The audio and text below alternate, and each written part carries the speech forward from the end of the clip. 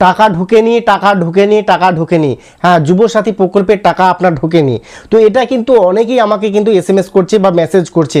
তো বন্ধুরা, যদি আপনাদের এখনও পর্যন্ত যুবসাথী প্রকল্পের টাকা না ঢুকে, তাহলে কিন্তু আপনাদের একটি কাজ করতে হবে। অবশ্যই আপনার ব্যাংক অ্যাকাউন্টে একটু চেক করতে হবে, অর্থাৎ আপনার ব্যাংক অ্যাকাউন্টে কেওয়াইসি করা আছে কিনা সেটা আপনাকে প্রথমে চেক করতে হবে। তারপর আপনার যে আধার কার্ড সেটা লিঙ্ক রয়েছে কিনা আপনার ব্যাংক অ্যাকাউন্টের সঙ্গে, সেটা কিন্তু আপনাকে চেক করতে হবে।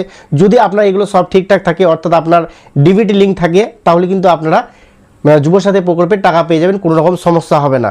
তো আপনাদের ক্ষেত্রে হয়তো অনেকেরই হয়েছে এসএমএস এসেছে অথচ আপনাদের ব্যাংক অ্যাকাউন্টে টাকা আসেনি, আবার কারো এসএমএসই আসেনি অথচ তাদের ব্যাংক অ্যাকাউন্টে টাকা চলে এসছে।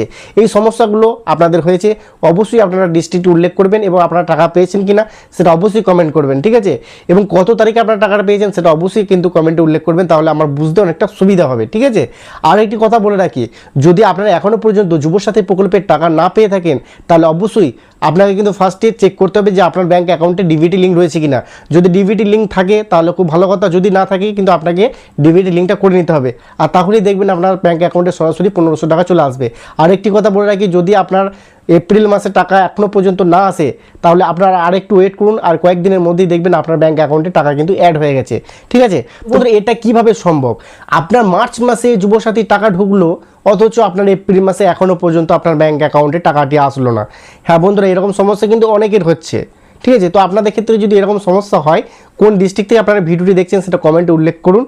আর একটা কথা বলে রাখি, যদি আপনারা টাকা পেতে চান, যুবসাথী প্রকল্পের টাকা পেতে চান, তাহলে অবশ্যই কিন্তু আপনার যে ডিবিটি লিঙ্ক সেটা কিন্তু আপনারা একটু চেক করে নেবেন, ঠিক আছে? তো ডিবিটি লিঙ্ক কীভাবে করতে হয়, আপনারা কীভাবে চেক করবেন, এইসব বিষয়গুলো নিয়ে আগের ভিডিওতে প্রচুর ভিডিও আমি দিয়ে দিয়েছি অলরেডি। সেই ভিডিওগুলো আপনারা একটু দেখে নেবেন, তাহলে নিজেরাই বুঝতে পারবেন যে আপনার ব্যাংক অ্যাকাউন্টের সঙ্গে ডিবিটি লিঙ্ক আদৌ রয়েছে কিনা, এবং যদি ডিবিটি লিঙ্ক থাকে কোন ব্যাংকের সঙ্গে রয়েছে সেটাও কিন্তু আপনারা অনলাইনে বাড়ি বসে নিজের মোবাইল থেকে চেক করতে পারবেন। তো বন্ধুরা, আপনাদের অনুরোধ করছি, যদি আপনাদের ডিবিটি লিঙ্ক না থাকে অবশ্যই কিন্তু আপনারা আপনার ডিবিটি লিঙ্কটা করে নিন। আর ডিবিটি লিঙ্ক করে নেওয়া মানে হচ্ছে আপনার ডাইরেক্ট বেনিফিট ট্রান্সফার, সরাসরি কিন্তু আপনার ব্যাংক অ্যাকাউন্টে পেমেন্ট কিন্তু ক্রেডিট হয়ে যাবে, এতে কোনো রকম কিন্তু সমস্যা হবে না। তাই আপনাদের অনুরোধ করছি, যদি আপনাদের এখনও পর্যন্ত যুবসাথী প্রকল্পের টাকা না ঢুকে, তাহলে অবশ্যই আপনার ব্যাংক ডিটেলসটা কিন্তু আপনাকে প্রথমে চেক করতে হবে, ঠিক আছে? তো আপনার ডিবিটি লিঙ্কটা যদি চেক করে নেন, তাহলে কিন্তু আপনার কিন্তু কোনো রকম সমস্যা থাকবে না। আপনারা দেখবেন আপনাদের ব্যাংক অ্যাকাউন্টে সরাসরি কিন্তু আপনাদের 1500 টাকা ঢুকে যাবে। তাই অবশ্যই আপনারা একটু চেক করে নেবেন, ঠিক আছে? তো যদি কিছু জানার থেকে অবশ্যই কমেন্ট করবেন। আজকের মতো ভিডিও এখানে শেষ করছি, দেখা হচ্ছে নেক্সট ভিডিওতে। ততক্ষণ সকলেই ভালো থাকবেন, সুস্থ থাকবেন, ধন্যবাদ।